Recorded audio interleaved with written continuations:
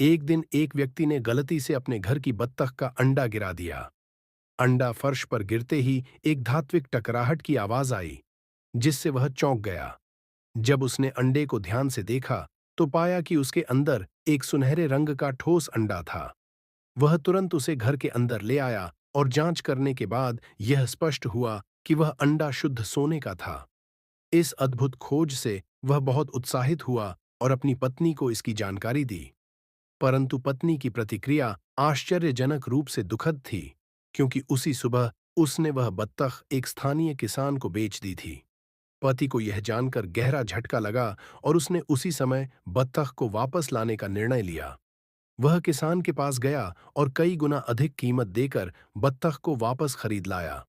मगर समस्या यह थी कि फार्म में सभी बत्तखें एक जैसी दिख रही थीं। कोई यह पहचान नहीं पा रहा था कि असली बत्तख कौन सी है। तभी उस व्यक्ति को याद आया कि उसकी बत्तख कुत्ते की आवाज से डर जाती थी। इस आधार पर सभी ने मिलकर बत्तखों के सामने कुत्ते की आवाजें निकालनी शुरू कीं, लेकिन कोई विशेष प्रतिक्रिया नहीं मिली।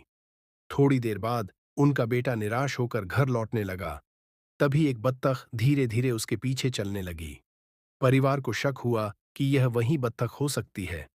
सत्यापन के लिए व्यक्ति ने एक बार फिर कुत्ते की आवाज निकाली, और जैसे ही उसने आवाज दी, उस बत्तख ने फिर एक सुनहरा अंडा दे दिया।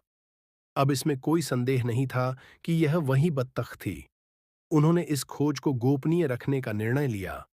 आदमी ने सारे सोने के अंडों को छिपा दिया और बत्तख की विशेष देखभाल करने लगा। रात को उसे ठंड न लगे, इसलिए उसने खिड़कियां